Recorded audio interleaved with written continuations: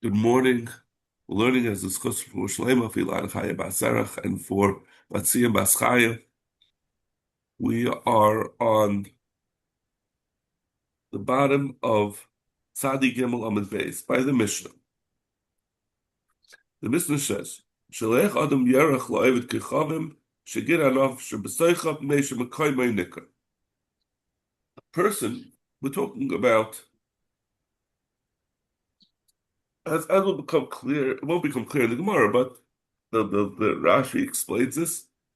We're talking about a place that's primarily Yidden.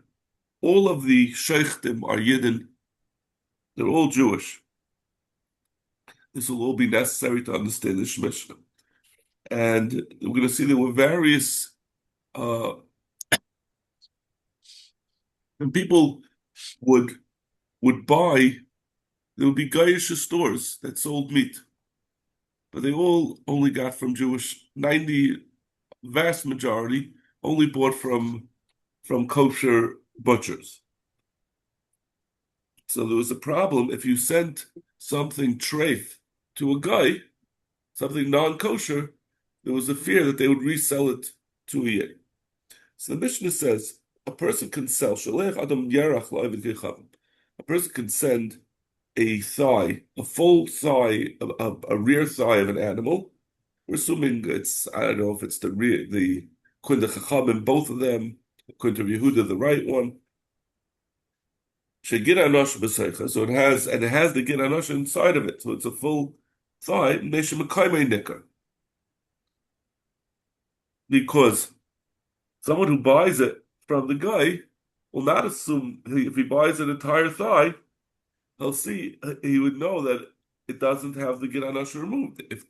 If it had been removed, it would have been obvious. It would have been had to have been sliced open, and you'd see the effects of that. So therefore, it's okay to sell a full thigh because when he sells it to a Yid, it's not he's not going to, or we'll see what the situation is. Not necessarily clear that he will sell it to a Yid, but what the Mishnah says is that the place of the Gid Anosha is Nicker. So if he resells it to a Yid, it's not a problem because he could tell. So that now the Gemara is going to assume that we understand something, that there are two ways, in addition to the problem of Gid Anosha, which our Mishnah describes, there's another, probably a bigger problem. There's another problem that if a Yid, which is, it's in the news today in the Jewish world, this Gemara is mashma slightly differently, but if you know about the Postville and Agri Star, there's a lot of worries about the kosher food running out. And the reason for that is there's a whole different system for a kosher shlachtais than a gayish one.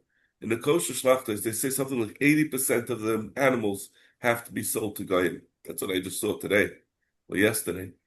That a very large percentage are nevelus or trephus, or more trephus. That they open it up, they find a problem with the lungs, a problem with this, a problem with that. So they just sell them to gayim. So this was also a problem back in the time of the Mishnah, that while it's true that a Yid, the Goyim only were able to buy from kosher shlachtaises, but the kosher shlachtais also had on occasion some trephus and avails that they had to get off their hand, and they would sell them to a guy. So how was that addressed? So it was there were two different ways of dealing with it. Some places required that whenever a Yid had a treifa, it seems that it was not, even though I just gave that speech about how they say it's very common, it seems back then it was very uncommon. So they would make an announcement. There was a makom shemachrizin. They would make an announcement in the marketplace. Today, a treifa occurred and it was sold to a guy, and everyone should be careful and not buy from a guy today. We're talking about also, you realize, before the advent of freezers and refrigerators. So everything was pretty much done the same day. And if you bought something from the previous day, it was obvious that it was a day old. It did not look the same as it did the day before. Right? A lot of these Gemaras about slaughtering and about kachim, like we were talking about earlier, about how on Erev Yom Tov they had takanas about shechting by Isav Espanoi, because everything happened that day. The way they would work it is, you would go to the butcher and you'd make up to get a bunch of people together to buy up whatever was slaughtered, because that was that. You had to have it prepared for that day. It was not, there was no way to keep meat. Yes, they could salt it, but fresh meat was preferable. So that was one way of dealing with it. They would be machras that there was a treifa.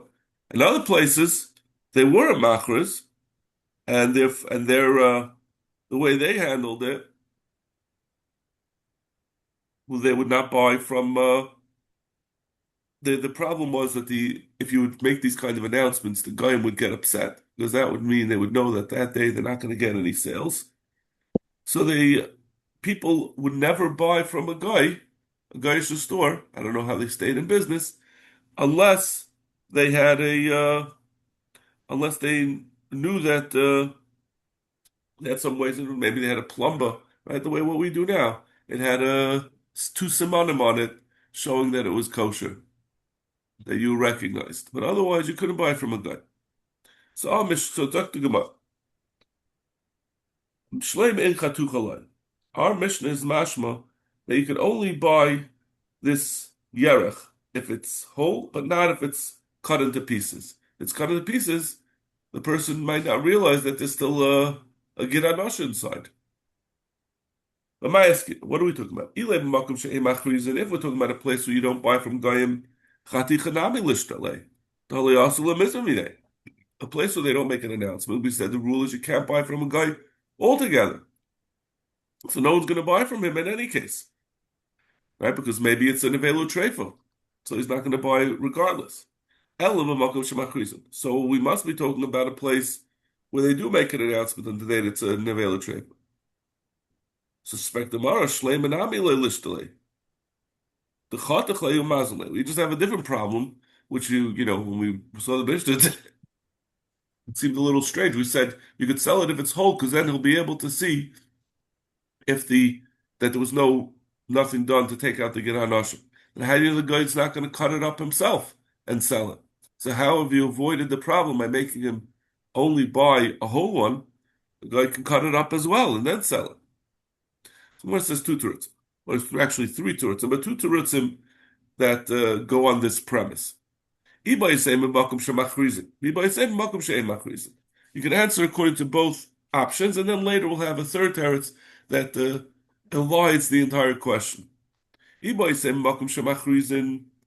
you're talking about a place where they do hachraza, so therefore we're saying, why is it okay to sell a full thigh? We know that there's not going to be any Nevelas or Trevis because there was no hachraza that day, but maybe the guy will cut it up and sell, and the person won't realize there's a Gerash in it.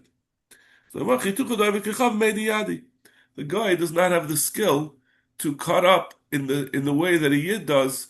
There's a specific way that a kosher butcher cuts it up in order to remove the Gid HaNashim, and the goyim don't have that skill. So when you get the pieces from them, it's not going to look like a Jewish piece, which is actually the case, right? The goyim we don't eat the thigh at all, but those places that do, the goyim cut up the leg of an animal, the rear legs, very differently than we do. Those people who at those times that they eat it too. In general, we have all the chaylev that we take off, so our cuts are different. Or we could be talking about a place where they don't do achrazah. So we said if that's the case, whether it's cut up or whole, in either case you shouldn't be able to do it because of the nevelu treifa. But even so, you can't give it. So why can't you give it to? The question was, why can't you give it to a guy? He's not going to be able to sell it in any case, even if it's not cut. I'm saying even if it is cut up, you should be able to sell it because a guy you can't buy from a guy. So come on, the problem is we're worried about. Let's say this time you'll hand it over to him and no one will buy from him. But like we said, if you know that it was shechted properly and it came from a yid, then you can buy from a guy. So the person who buys, if he gives it in front of another yid, then the yid testifies that it was bought from a Jew and it was proper. So then we don't have to worry anymore that it's a nevelu treifel. So, but we still have a problem of get hanosha. So therefore, we will geyser. Therefore, you can't. It can only be if it's a full leg that you'll be able to realize that you have to still take out the get hanosha. The Iboy is same, and then a third teretz that goes on a different track. It's a different problem. It's not nothing to do with the with the uh, possibility of a yid buying it. You can't sell it to a guy like this. The Amar Shmuel, also lign of das abrius. One cannot be guide of das abrius. You're not allowed to fool someone into thinking you're doing something nice to him, and it's not true. Mafilu, mafilu daita shel eved kechavim, and even that of a eved kechavim. So if you sell it to a guy and he thinks that it is that you're selling uh, for some reason a guy will appreciate. He says, "I don't want you to give me something." So it doesn't feel good to get something that you don't want. You're selling me something that you yourself couldn't eat. So, but the guy will assume if you're giving it to him that you had removed the gid hanasha. So if you give him a full one, then the guy also will realize that the gid hanasha wasn't removed. But I mean, obviously, he has to be sophisticated enough to know about the gid hanasha. He's a butcher. I don't know. I guess maybe he's not a butcher in this case. But whoever he is, he has to be sophisticated to know about gid hanasha, to be insulted by the fact that he thought there was a gid hanasha removed and it wasn't. So if it's cut up and it has the gid hanasha, so he'll assume that it was removed. If it's full, if it's a full thigh, he'll recognize that the gid hanasha was removed and there won't be any gnevas das. I have 10 of my grandchildren here this weekend, and at least 8 of them all just started crying at the same time outside my door. Zok the Gemara, "V'had Shmuel la b'feir shitmael miklalit." Now we're going to be talking a lot about gnevas das, about this rule that we used to answer the question. This rule of Shmuel, that one is the asa to be gnev das abrius, was not clearly stated by Shmuel, but it can be inferred from his actions. Did Shmuel have a ka'aver b'mavra? Shmuel was going on a ferry. Amalei l'shame. He said he told his attendant, "Paisa limuvira mavreya." I want you to give something, give a bonus to the ferryman. Paise, and the shamish listened to him. Veikbid, but Shmuel was not pleased with how the attendant provided to the ferryman. My time ikbid. So what was the problem with how he provided him? Amabaya taganis treifa havoy. He gave him he had a chicken that was a treifa. Obviously, a shamish was a yid. He had this treifa chicken with him, so he gave it v'yaven alei b'mar deshchuta. And Rashi says b'mar is a lashon tmura in the place of a shchuta. It doesn't mean a treifa really. It means that it was not shechted. So he gave over to this ferryman in the guise that he was giving him a kosher chicken. He gave him a non-kosher chicken, a non-shechted chicken, which Shmuel felt, according to Abaya, Shmuel felt that this was gnevas das of the ferryman, that he thought he was getting a nice gift, a gift that the yid himself could have eaten, just like the case that we said with the Gid Hanosha. Rava Amar, Ampika Amalei Lashkuya, he told him to give him a revius of wine. A revius of wine is a small amount, and normally when you give a revius of wine, that means a wine of undiluted wine. Even though generally in those days they always diluted the wine, a small amount that would give undiluted. Vashkaya Chamr Meziga. But the Shamish took upon himself to dilute the wine. Zakt Gemara. What are we making the point that this was not directly said by Shmuel, but it was just determined from his actions. Both of these reasons that Abai and Rava say are Gnei Vistas issues, that you're giving someone something less than what he expected. So Lamanda Amatrei for Havoi, according to the first Mandam, there was a possible problem with it, where you could say it's not Gnei Vistas. Amalei Amai Tisha Isura. Maybe the problem, the reason why Shmuel was upset about the treifa chicken was because he was upset his shamash was holding on to a treifa chicken. What happens if it got mixed up with the kosher food and we ate it by mistake? Nothing to do with Gnei Vistas of the ferryman. Lamanda Amar Apaka Amalei. According to the Manab that he said to give him this revius of wine, and the person who got it thought that it was pure wine, but it really was diluted wine. His upset was not not necessarily because of the Gnevas Das, it was because of the disobedience of his shamash. He told him to give him. It was clear from what he said that he wanted him to give him pure wine, and instead he gave him diluted wine. So he was upset at what he did to Shmuel. Not he was upset about the Gnevas Das. That's what we say. It's only miklala itmar because it's not entirely clear from the context that this rule of Gnevas Das to an Ovid Gechavim is necessarily true. Tanya, Hermeya Omer, Al Yisarav Adam L'Chaveri L'Soyd Etzloi. A person should not say, if he meets his friend in the street, and it's like Friday afternoon at 4 o'clock, and he's coming out of the grocery store holding all his bags with the Shabbos groceries, and say, why don't you come for a Shabbos Suda? When he knows full well, the guy already prepared his meal, and he's not coming because you're not doing him any favor. Because it's Gnevis Das. You're trying to make it as if you're inviting him, but it's not a genuine invitation. You're just trying to make him think that he wants him. Don't offer presents that he's not going to accept. If you know he's going to say yeah? Don't say, you can borrow my car whenever you want, when he knows that it's not practical for him. He doesn't know how to drive, for example. They used to have barrels of wine. Those who drink fine wines know once you open a bottle, it has to be drunk or it's going to go bad. So they used to have the same thing with their barrels, that once it was opened, it had to be consumed. So it was a big covet when you would open up a barrel for a friend, because you were committing that you're letting the rest of the barrel go to waste. You're taking a good fresh barrel. But this guy had already made a deal that he's going to sell, 10 bottles from the chavis to a chavini. And he goes to his friend and he said, I'm opening up a fresh barrel for you, when he was anyway planning on opening it because he had made a deal to sell some of the wine. Elam can't idea. Unless he tells him, I'm opening up this fresh barrel for the chavini, why don't you come join? So that's no Gnevis Das, he told him.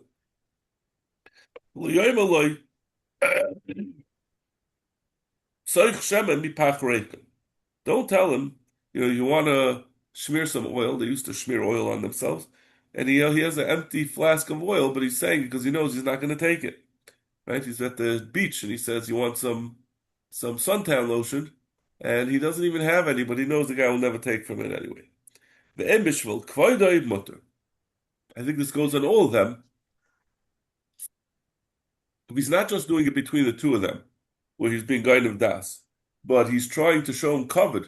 There's other people there, and he's trying to be mechavet him, so the person gets the covered, even if there's no intention to actually follow through. People will still be machshav the person who was offered by the chashav giver, and he'll be happy with it.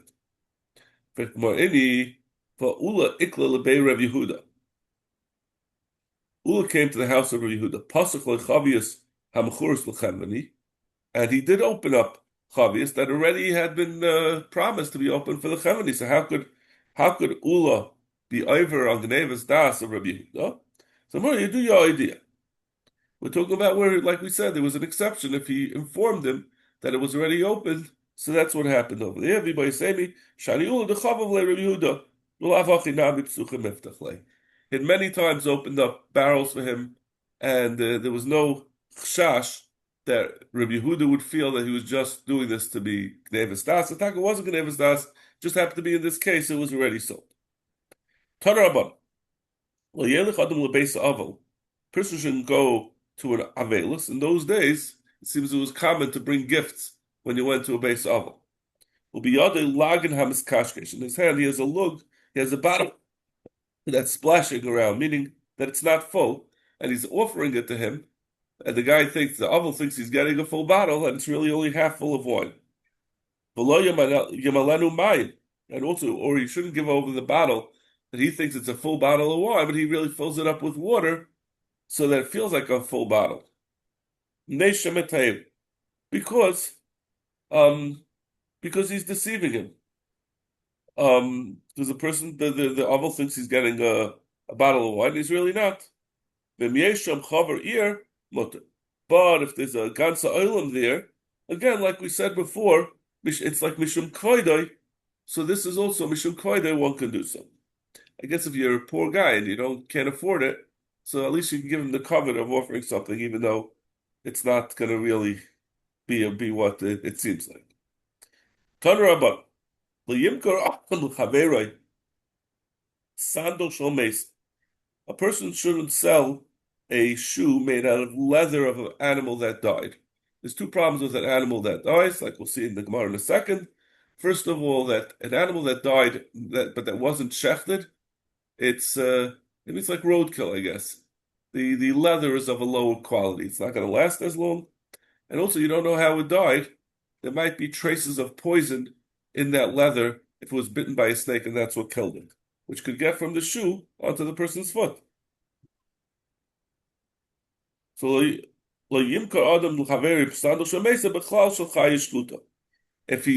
the person is thinking that it's a regular shechted animal, why not?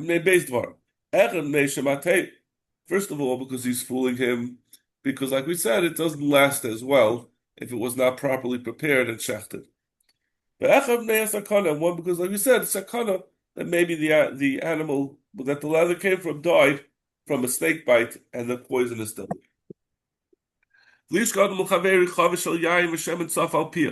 A person shouldn't give to his friend a barrel of wine with oil floating on top of it, because it appears to him like oil. In those days, oil was more valuable than wine.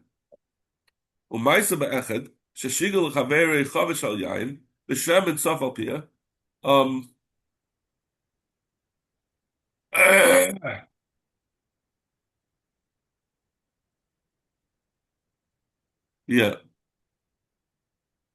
I'm sorry.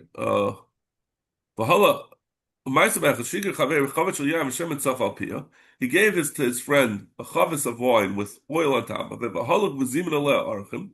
And the friend went and invited Archim because he said, "Oh, I got this whole big barrel of wine. I'll make a party." And they came in. I'm sorry, they had a whole thing of oil. I guess the oil was necessary for the party. And it turned out it was wine, and he didn't have a way to properly provide for all the archim that he invited. The person choked himself to death out of busha. Seems you think that's extreme, Paul. If you go to certain parts of Klal Yisrael and you see the amount of debt that people go into for simchas that nobody cares about, and then they can't wake up in the morning because of depression. It's not so crazy that what people will do because of embarrassment. If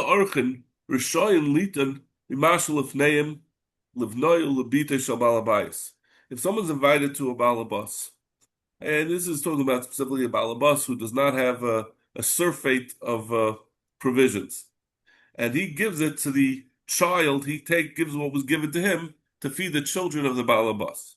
Elam came not l'rishus and balabas. He has to check with the balabas because maybe he doesn't have enough. He's doing the mitzvah of achnasas archim. It's an interesting thing. This is a total diversion of something that I've been reading. I'm reading about a sheikhet who, like a plain, simple yid, who wrote an autobiography in the 1850s.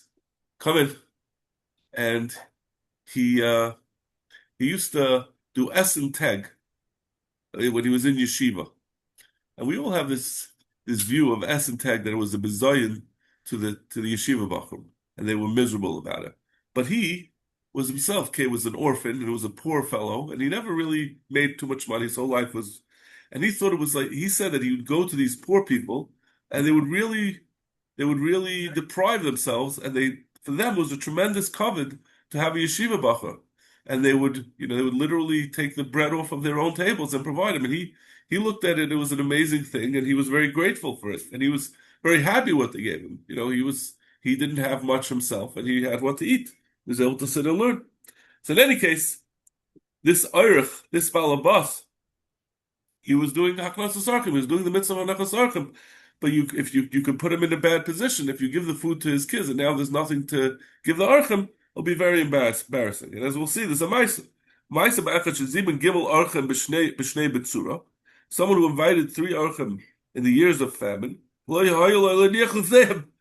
El shalosh beyim. All he had to give the Archim was 1 egg each. Ba b'noisha balabayis. The son of the balabais came, not the lechem mehen chelkoi v'nosloi. One guest gave him an egg. Each one gave an egg to the son, and they figured the balabas will replace it with something else. The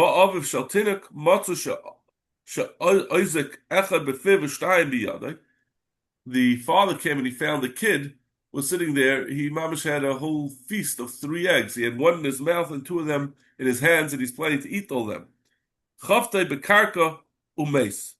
He hit the kid. He had a temper. He lost his temper, and he hit him, and he killed the child.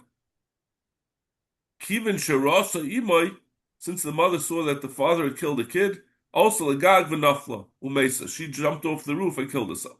Afu al legag v'nafla. Once he saw what was going on, he also jumped off umesa. Amar Rabbi Elazar ben Yaakov al davazeh nergu gimel nefashos nisrael.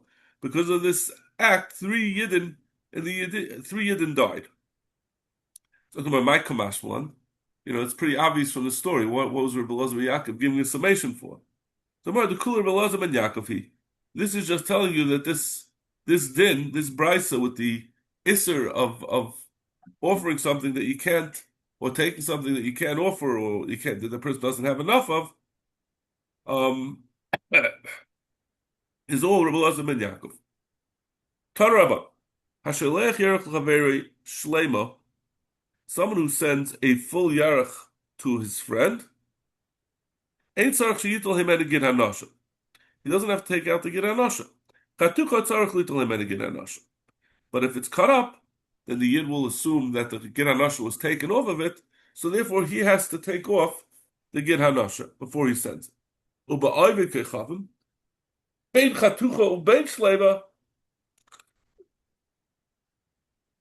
If you send it to an Ovid Kechavim, whether it's cut up or whether it's full, you don't have to take off.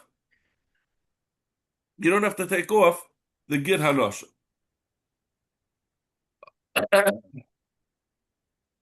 We're gonna explain, right? We were worried about before possibly Gneva Stas and possibly Makush Machrizin or A Machrizin. We're gonna explain how this works with that.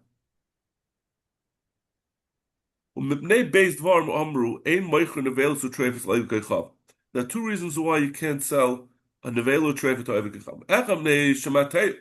One is, like we said before, the 3rd teretz earlier was because of Gnevas Das. The Ovid Kechavim will assume he got something kosher and he'll be insulted. And one is because of maybe he'll resell it.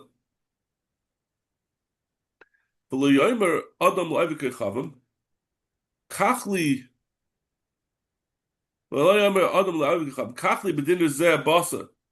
person shouldn't go tell Ovid Kechavim, go buy for me basar. I'm giving you a dinner and go buy for me meat. Because of 2 things. Echad mipnei hanosim. We're worried about that maybe the Ovid Kechavim will be tempted. He'll say, I got the $50 from this yid. I'm going to go beat up a Jewish store owner and take from him. I'll go shoplift or threaten him and take from him the meat, and I'll keep the money for myself. The other problem is that maybe the Ovid Kechavim will go into a Jewish store and they'll say, oh, look, I've got a chance to get rid of my nevelos u'trefus. And they'll sell him the treif.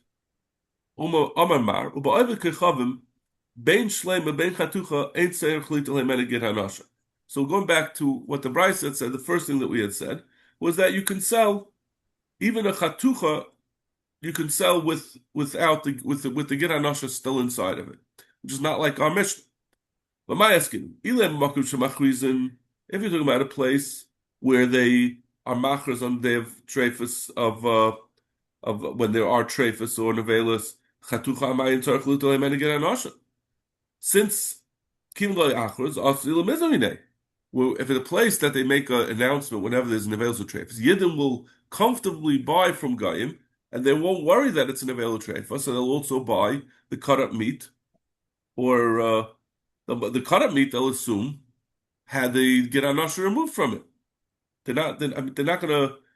We're only concerned about the nevel sutrevis, but they don't make a hachraza about Giranasha. Everything has to have the Giranasha removed from it. So always the assumption is that whatever's sold to guy had the Giranasha removed from it. So it should be also to sell if it's cut up. Ela pshita b'makom she'ei machrizin. Elamai, the mashmoyas is, there must be talking about a makom she'ei machrizin, and therefore you could even buy with the you can buy from the guy. I'm saying we don't have to worry that anyone's going to buy from a guy. So even if it's a chatucha, it's not a problem.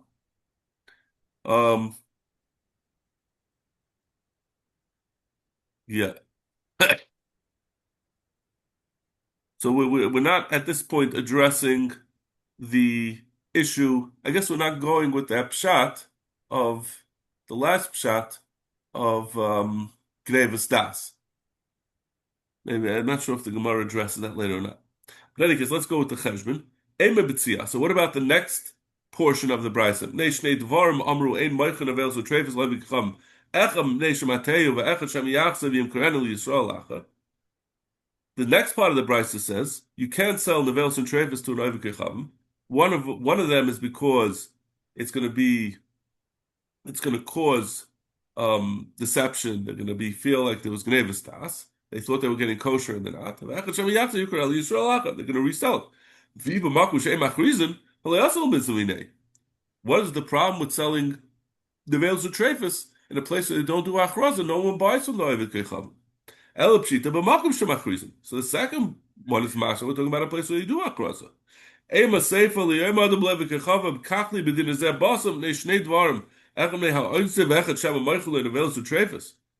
We don't let the guy buy from a yid because maybe the yid will sell him the veils or trefus. If it's a place that they do achraza, he used to have a trefa, a chruzi have a machras. There would never be a case where he would sell a nevel trefa because it would have been announced in the marketplace, so this person would not have a guy go by because then that he could avoid it. So you have a problem. Reisha v'seifa bakum she'ei machrizin. Both the Reisha and Seifa are talking about a place where they don't do achraza, and therefore it's also to sell an avelo treifa. People don't buy from Goyim. Mitziyasa b'makom shemachrizin. The middle one we said has to be taking a place where they do achraza. Amar Abaye in Reisha v'seifa bakum shemachrizin mitziyasa b'makom shemachrizin. That's what you have to say. You're forced to say that that's the case of the Brisa. Rava Amar kula b'makom shemachrizin. Rava says no. It's all talking about a place where they do achraza. Reisha v'seifa shechrizin mitziyasa shalai yichritz. Even a place that they do achraza, the problem was the first and the last case, we're concerned that the guy will buy it. We're talking about a place where they do make achraza. There was a achraza that day. So according to it's really saying the same thing, both Rav and Abaya. The question is which is a more likely scenario, that the brisa was divided in different places where they have different minhagim, or is it more likely that the brisa talking about a place that has? It's all talking about a makom shemachrizin, but it's talking about whether they were makros that day or not. Which is the more likely thing, that the brisa would have different cases that are different from each other, which is less of a kasha. Rav Ashi disagrees. It's all talking about a place she'ei machrizin. What about the middle case? Um,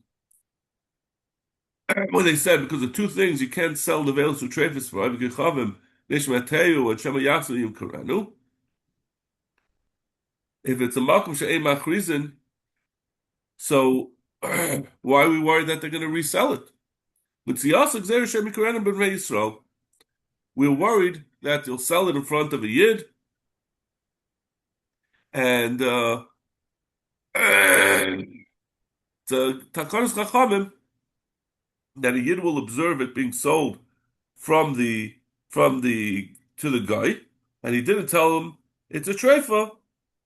He would because he would say that he's not going to do Gnevis Das and sell it to a guy without telling him. Heichi machrozinan. How do they do this hachraza? I'm Rabbi Yosef. Nafal bisel of nechela. Would say that they would make a hachraza, make an announcement that basar has become available of nechela. That was a nice way of calling the goyim. The lame and awful treifel of nechela. Why don't they say that basar came? Why don't they be more explicit and say that a treif is available to the goyim? Zok the Gemara. Loy zavni. The goyim are they're gonna, like we said, it's an insult to them to get something that Yidden themselves won't eat, so they won't buy it. In fact, the marva committee lahu. But the goyim are being fooled. If you just say that there's basar, they're not aware that it's treifus, so why they wouldn't buy it if they knew it was treifus, so you're being Ivan Gnevis Das. So Gemara inuhu de kamatari nafshayu. They are fooling themselves because this is the goyim should know enough that they realize that every month in Gedanishtik there's an announcement that basar is available. And they should have inquired at some point what's going on. So they should have realized that, but they're making themselves not know. But when a person goes biyadayim and sells to them individually, in a case where it's generally understood, then they're going to be fooled and they're going to be resentful. Kihad Mazutra Breder of Nachman. Mazutra, the son of Rav Nachman, have a gazul misichra lebei mechuzah. He was going from the town of Sichra to Bei Mechuzah. For Rav Safra. They were traveling to Sichra. Pagu Ahadadi. And Rabba and Rav Safra met Mazutra. Havaka also Pagadadi, Kusav Alaabehu de Kasu.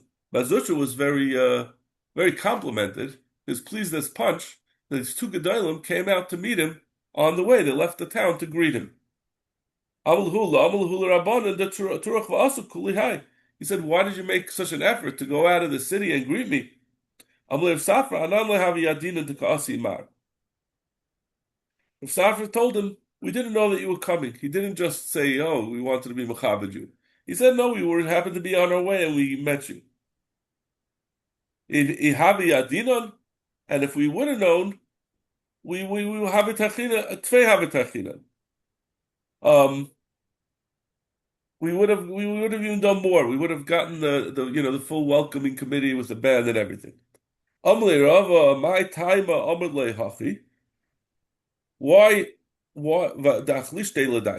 why did you disappoint him? You were here anyway. Let him be happy that he had a welcome committee instead of bursting his bubble. Would